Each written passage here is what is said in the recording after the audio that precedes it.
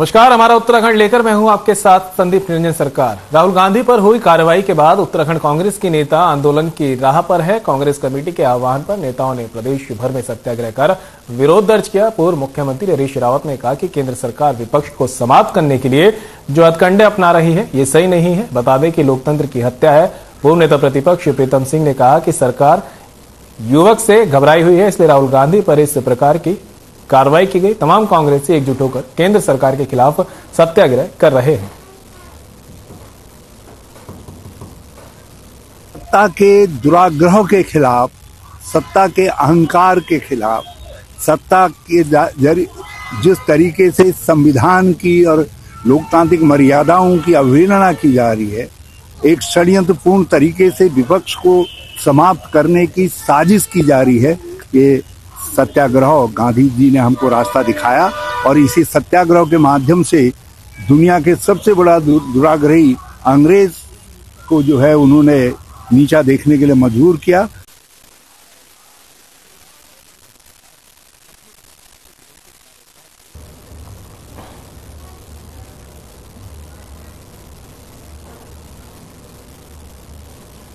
कांग्रेस नेता राहुल गांधी की लोकसभा सदस्यता रद्द होने के विरोध में कांग्रेस कार्यकर्ताओं ने हरिद्वार में जोरदार प्रदर्शन किया। हरिद्वार के रानीपुर मोड़ पर इकट्ठा हुए कांग्रेस कार्यकर्ताओं ने सड़क जाम करने की कोशिश की तो पुलिस ने कई कार्यकर्ताओं को हिरासत में ले लिया। इसके बाद पुलिस ने कांग्रेस कार्यकर्ताओं को गाड़ियों में भरकर रोशनाबाद स्थित पुलिस लाइन में भेजा, जहां कांग्रेस कार्यकर्ताओं ने बीजेपी के खिलाफ जनविरोधी नीति अपनाने का आरोप लगाया और कहा कि बीजेपी सरकार की तानाशाही को बिल्कुल भी बर्दाश्त नहीं किया जाएगा। जब तक राहुल गांधी की सदस्यता बहाल नहीं होती तब तक इसी तरह सड़कों पर उतरकर विरोध प्रदर्शन जारी रहेगा। प्रदर्शन के दौरान ज्वालापुर विधायक रवि बहादुर, पूर्व पालिका अध्यक्ष सतपाल ब्रह्मचारी समेत कई कांग्रेस कार्यकर्ता मौजूद रहे।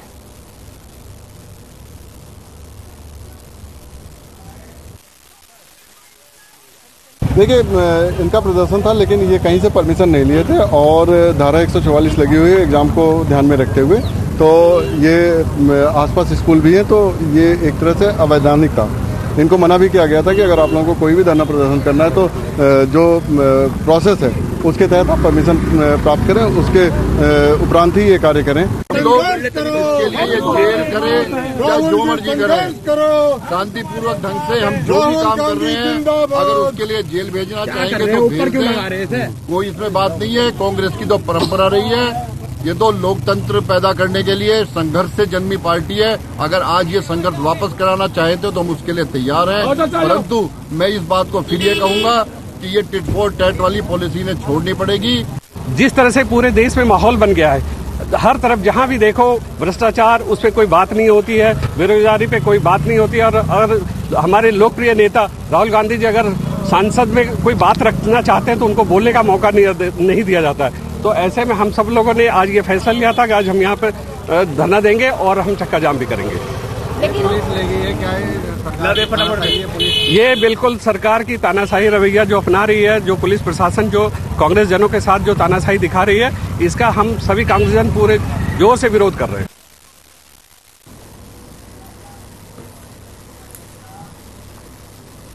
राहुल गांधी की लोकसभा से सदस्यता खत्म किए जाने के विरोध में कांग्रेस कार्यकर्ता रुड़की के गांधी वाटिका में धरने पर बैठ गए, जहां पुलिस से उनकी नोकझोंक हुई। इस दौरान कांग्रेस ओबीसी विभाग के प्रदेश अध्यक्ष आशीष सैनी ने कहा कि जिस तरह से तानाशाही रवैया अपनाते हुए बीजेपी सरकार कार्य करती है, उससे महात्मा गांधी का लोकतंत्र खतरे में है।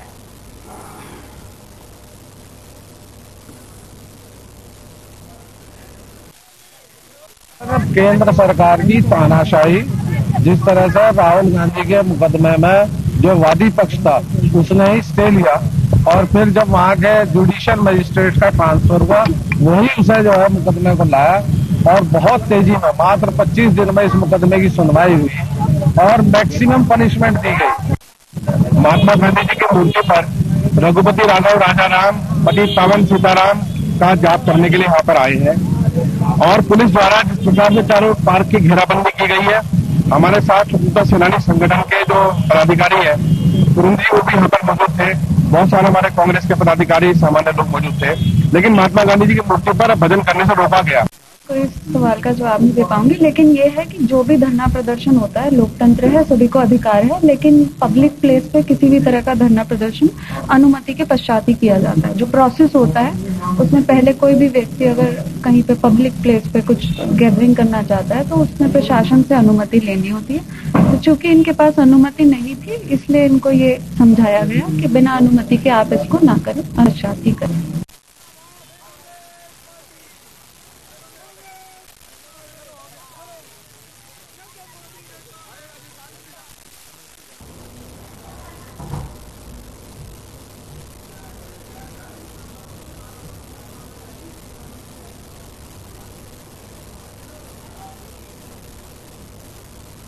सीएम पुष्कर सिंह धामी ने देहरादून से दिल्ली हाईवे को लेकर बन रही नई सड़क और टनल का निरीक्षण किया। निरीक्षण के दौरान सीएम पुष्कर सिंह धामी ने कहा कि यह प्रधानमंत्री मोदी की बहुत बड़ी महत्वाकांक्षी योजना है। गौरतलब है कि देहरादून से दिल्ली हाईवे के लिए बन रहे नए टनल और सड़क निर्माण का कार्य मार्च 2024 तक बनकर तैयार हो जाएगा। यह पूरा एलिवेटेड हाईवे 1700 करोड़ की लागत से तैयार किया जा रहा है। सीएम पुष्कर सिंह धामी ने कहा कि हाईवे के बन जाने के बाद देहरादून से दिल्ली की दूरी 2 से ढाई घंटे में तय हुई, जिससे यहां के लोगों का समय भी बचेगा। साथ ही दिल्ली एनसीआर में आने वाले लोगों के लिए भी यह मार्ग सुविधाजनक होगा। वहीं उन्होंने कहा कि निरीक्षण के दौरान अधिकारियों को दिशा निर्देश दिए गए हैं कि जल्द से जल्द कार्य पूरा किया जाए।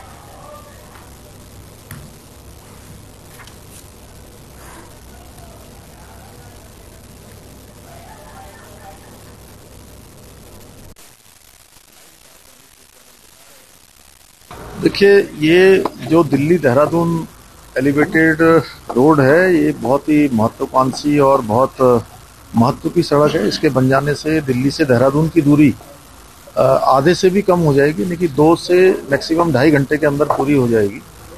और ये इसका समय सीमा जो इन्होंने मार्च 2024 तक का लिया है, आज मैंने निरीक्षण किया है और काफ़ी काम तेज़ी से चल रहा है। जैसे ये टनल है, ये टनल लगभग 6 माह पहले बन गई है, क्योंकि इसका जितना भी टाइम पीरियड था उससे 6 माह पहले ही बन गई है।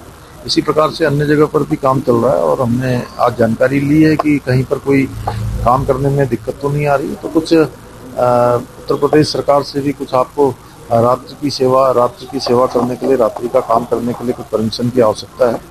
उन्होंने रिक्वेस्ट किया है, जल्दी वहाँ से भी मिल जाएगी। तो तेज़ी से काम होगा और ये रोड बन जाने से मैं कहूँगा कि एक चमत्कार हो जाएगा।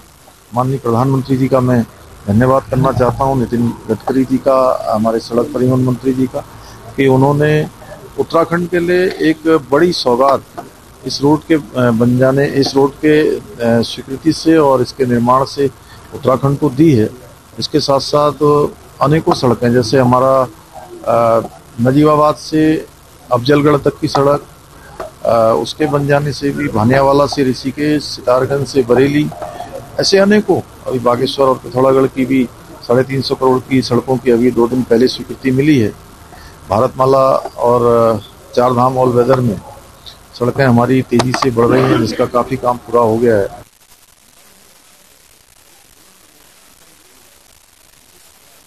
सीएम पुष्कर सिंह धामी ने रविवार को मुख्यमंत्री कैंप कार्यालय में प्रधानमंत्री नरेंद्र मोदी के मन की बात कार्यक्रम का 99वां संस्करण सुना। मुख्यमंत्री ने कहा कि प्रधानमंत्री नरेंद्र मोदी ने मन की बात कार्यक्रम में अंगदान जैसे पुण्य कार्य से दूसरे लोगों के जीवन को सराह देने की बात कही है। मुख्यमंत्री ने कहा, अंगदान के क्षेत्र में हम सभी को आगे बढ़ना होगा, जिससे अनेक लोगों की जिंदगी बचाई जा सके। वहीं इस अवसर पर राज्यसभा सांसद नरेश बंसल भी उपस्थित रहे।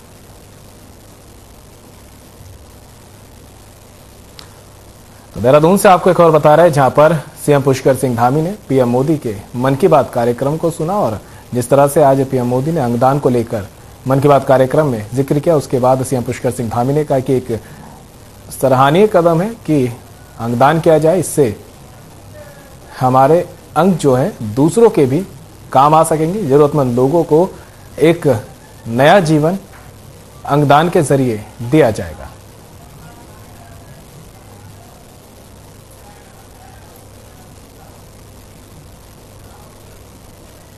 मुख्यमंत्री पुष्कर सिंह धामी अपने परिवार समेत उत्तराखंड और यूपी बॉर्डर के पास स्थित डाट काली मंदिर पहुंचे। मंदिर पहुंचकर परिवार के साथ मंदिर में पूजा अर्चना की और प्रदेश की खुशहाली की कामना की। सीएम धामी ने उनके साथ उनकी पत्नी गीता धामी, दोनों पुत्र और उनकी माता ने पूजा की। पूजा अर्चना के बाद सीएम धामी एलिवेटेड और राष्ट्रीय राजमार्ग में हो रहे निर्माण कार्यों का जायजा लेने पहुंचे।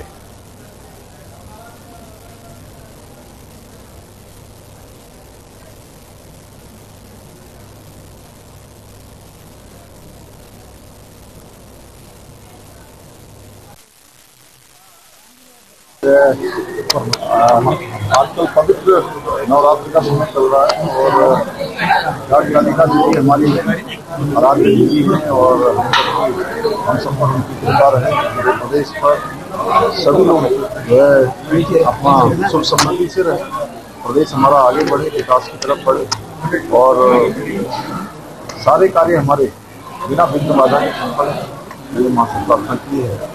और इस बार का पर्व वैसे भी हम लोगों ने मातृशक्ति को समर्पित किया है। उत्तराखंड सरकार की तरफ से प्रत्येक जगह पर हर जिले में इस प्रकार के हवन पूजन के कार्यक्रम चल रहे हैं।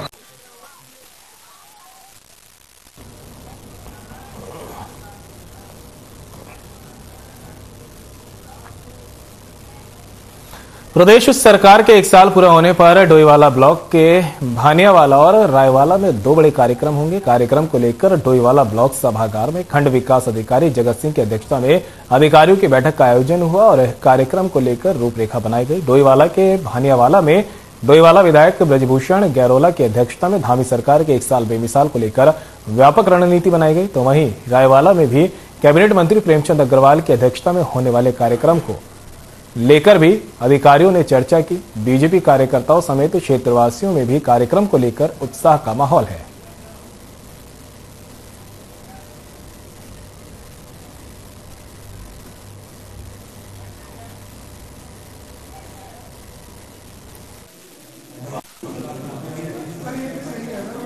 ब्लॉक में हमारे 2 कार्यक्रम प्रस्तावित है।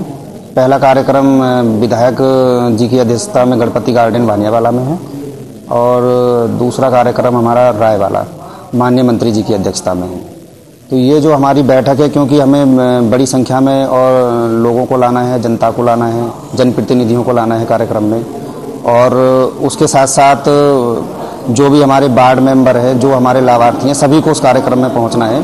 तो हमारे रेखीय विभाग हैं, जो राजस्व विभाग हो गया, समाज कल्याण, उद्यान, कृषि, ग्राम्य विकास, पंचायत, बहुत सारे विभाग हैं और मतलब जो भी सरकारी योजनाएं चल रही हैं इस समय, सभी योजनाओं की लगभग उसमें जानकारी दी जाएगी।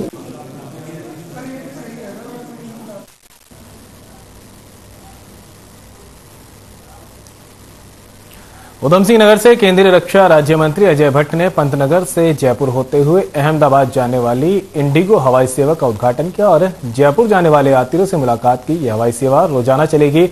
हवाई सेवा के पहले दिन 27 यात्रियों ने जयपुर के लिए उड़ान भरी। पंतनगर एयरपोर्ट के विस्तारीकरण के लिए लंबे समय से प्रयास किए जा रहे हैं। इस एयरपोर्ट को अंतर्राष्ट्रीय स्तर का दर्जा मिल सके, इसके लिए केंद्र रक्षा राज्य मंत्री अजय भट्ट लगातार कवायद कर रहे थे। उन्होंने कहा कि पंतनगर एयरपोर्ट के विस्तारीकरण की कार्रवाई अंतिम चरण पर है। साथ ही उन्होंने पंतनगर से जयपुर के लिए शुरू हुई फ्लाइट सेवा को एक बड़ी उपलब्धि बताया और कहा कि इससे उत्तराखंड के पर्यटन उद्योग को तो प्रोत्साहन मिलेगा ही, साथ ही यहाँ के लोगों को विभिन्न माध्यमों से रोजगार भी मिलेगा।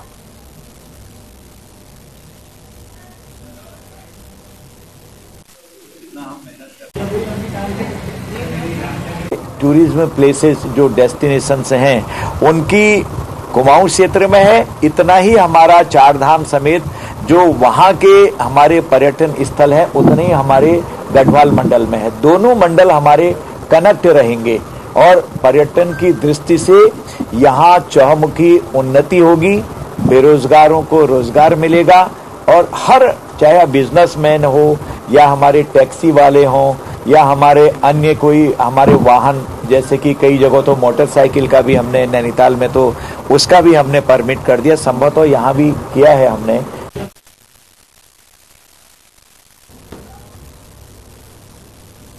खबर हल्द्वानी से है, जहां राहुल गांधी की सदस्यता रद्द होने के बाद कांग्रेस पार्टी के अंदर खासा आक्रोश है। आक्रोशित कांग्रेसी कार्यकर्ताओं ने सत्याग्रह किया। इस मौके पर नेता प्रतिपक्ष यशपाल आर्य, हल्द्वानी से कांग्रेस विधायक सुमित हृदेश समेत अनेक नेता और कार्यकर्ता मौजूद रहे। कांग्रेसी कार्यकर्ताओं ने मोदी सरकार पर संसद में राहुल गांधी की आवाज को दबाने का आरोप लगाया। यही नहीं, देश में लोकतंत्र की आवाज को केंद्र सरकार दबाकर काम कर रही है, क्योंकि राहुल गांधी की सदस्यता रद्द होने से साबित हो गया है कि राहुल गांधी को संसद में सच बोलने की सजा मिली। नेता प्रतिपक्ष यशपाल आर्य ने आरोप लगाया कि अडानी के खिलाफ जो आवाज राहुल गांधी उठा रहे थे उसको दबाने का काम बीजेपी की सरकार ने किया है, लेकिन हकीकत यह है कि सरकार लगातार अडानी को बचाने की कोशिश कर रही है। लेकिन कांग्रेस कानूनी और राजनीतिक लड़ाई जारी रखेगी। कांग्रेस विधायक सुमित हृदेश ने कहा कि लोकतंत्र के सारे स्तंभों को उखाड़ने की कोशिश केंद्र की मोदी सरकार कर रही है और उन्हें उम्मीद है कि सुप्रीम कोर्ट से राहुल गांधी को पूरा न्याय मिलेगा।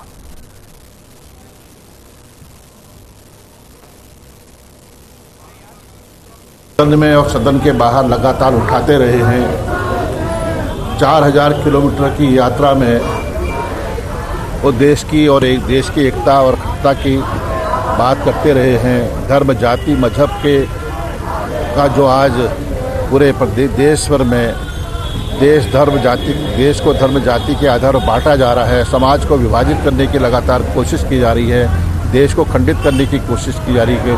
उसी परिप्रेक्ष्य में आदरणीय राहुल गांधी जी ने खुलकर भारतीय जनता पार्टी पर हमेशा हमला भी किया और सच का आईना भी दिखाया। और जिस तरह से लोकसभा में राहुल गांधी जी को उनके वक्तव्य देने से रोका गया, उनका सवाल क्या था? किस तरह की मांग है? नहीं, जिस प्रकार से अपील करने तक का मौका राहुल जी को नहीं दिया गया, मैजिस्ट्रियल इंक्वायरी तक नहीं हुई है, जो निर्णय आया है बहुत बड़ी विसंगति है इस निर्णय की। जैसे हमने पहले कहा है, उच्चतम न्यायालय से पूरा न्याय मिलेगा। आप देखेंगे सदस्यता भी वापस मिलेगी और न्याय भी मिलेगा। जिस प्रकार से सारे लोकतांत्रिक व्यवस्थाओं के स्तंभ उखाड़ने का कार्य मोदी सरकार कर रही है, इससे बड़ी फांसीबाज सरकार इस देश के इतिहास में नहीं, इस विश्व के इतिहास में नहीं आएगी।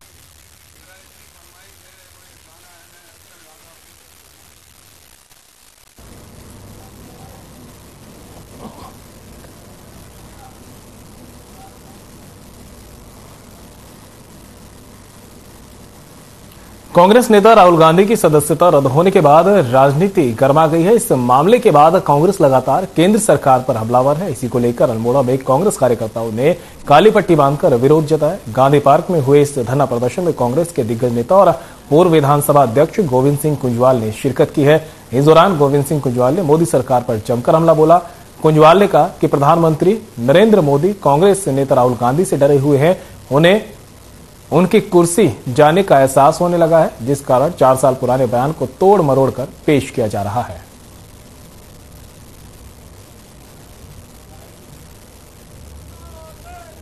तंत्र को मोदी जी के आने के बाद जिस तरह से कमजोर करने का प्रयास किया गया है, और मैं समझता हूं हमारे राष्ट्रीय कांग्रेस पार्टी के पूर्व अध्यक्ष के ऊपर जो इस समय कार्रवाई हुई उनको लेकर के, वो लोकतंत्र की इतिश्री है। तो इसलिए मेरा ये मानना है कि अगर इस देश को बचाना है, लोकतंत्र को बचाना है, तो फिर निश्चित रूप से जो कमियां इन 9 सालों के अंतराल में भारतीय जनता पार्टी के सरकार के मुखिया के रूप में मोदी जी के द्वारा जो की गई है,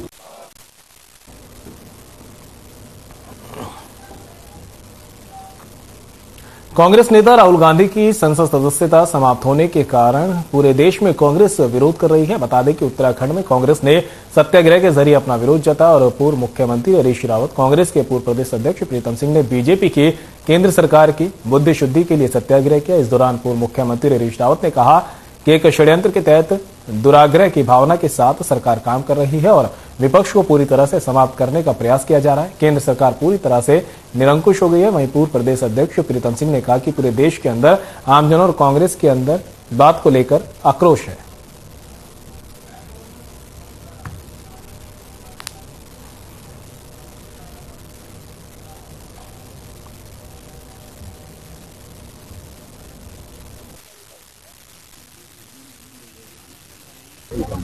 लोकतंत्र पर प्रहार हो रहा है और इसको बचाने के लिए राहुल गांधी जी ने आवाज बुलंद करने का काम किया और सत्ता के इशारे पर राहुल गांधी जी की लोकसभा की सदस्यता को समाप्त किया गया है। पूरे देश के अंदर आमजन में, कांग्रेस जनों में आक्रोश है और आज हम यहाँ पर केंद्र सरकार की शुद्धि और बुद्धि के लिए जो है बैठे हैं कि ईश्वर उनको सद्बुद्धि दे और जो इस देश का लोकतंत्र है जो संविधान के तहत संचालित होता है उसमें आस्था व्यक्त करते हुए देश के अंदर सद्भाव की बात करने का काम है। सत्ता के दुराग्रहों के खिलाफ, सत्ता के अहंकार के खिलाफ, सत्ता के जिस तरीके से संविधान की और लोकतांत्रिक मर्यादाओं की अवहेलना की जा रही है, एक षड्यंत्रपूर्ण तरीके से विपक्ष को समाप्त करने की साजिश की जा रही है।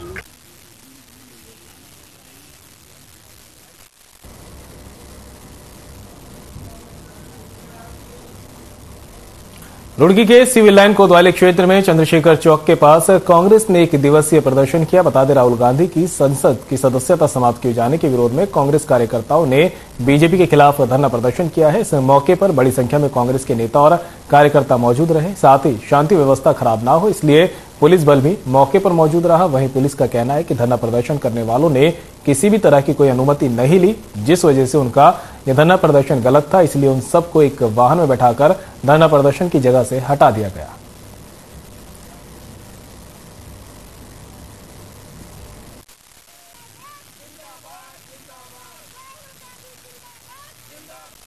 केंद्र सरकार की तानाशाही, जिस तरह से राहुल गांधी के मुकदमे में जो वादी पक्ष था उसने ही स्टे लिया और फिर जब वहां के जुडिशियल मजिस्ट्रेट का ट्रांसफर हुआ वही उसे जो है मुकदमे को लाया और बहुत तेजी में मात्र 25 दिन में इस मुकदमे की सुनवाई हुई और मैक्सिमम पनिशमेंट दी गई। मैक्सिमम पनिशमेंट एक ऐसे मुकदमे में दी गई जिसमें अभ्यस्त अपराधी नहीं था।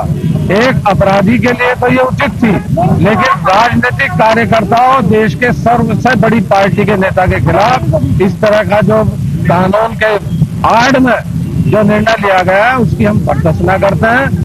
कोई इस सवाल का जवाब नहीं दे पाऊंगी, लेकिन ये है कि जो भी धरना प्रदर्शन होता है, लोकतंत्र है, सभी को अधिकार है, लेकिन पब्लिक प्लेस पे किसी भी तरह का धरना प्रदर्शन अनुमति के पश्चात ही किया जाता है। जो प्रोसेस होता है उसमें पहले कोई भी व्यक्ति अगर कहीं पे पब्लिक प्लेस पे कुछ गैदरिंग करना चाहता है तो उसमें प्रशासन से अनुमति लेनी होती है।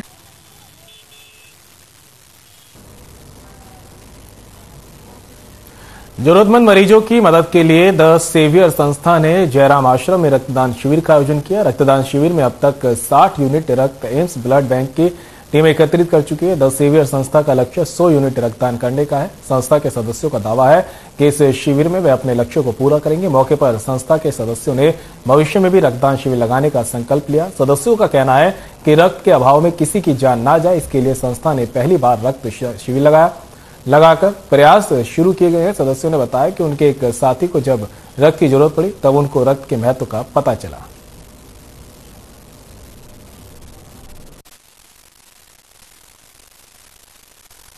आज हमारी संस्था द सेवियर्स के नाम से हमने अपनी ये संस्था बना रहे हैं। हम लोग इनिशियली हम लोग इसको शुरुआत कर रहे हैं और आज हमने यहाँ पे एक रक्तदान का एक शिविर लगाया है, जिसमें हमारी उम्मीद कोशिश यही है कि 100 लोग आके 100 हमारे पास टोटल यूनिट्स इकट्ठी हो जाएं।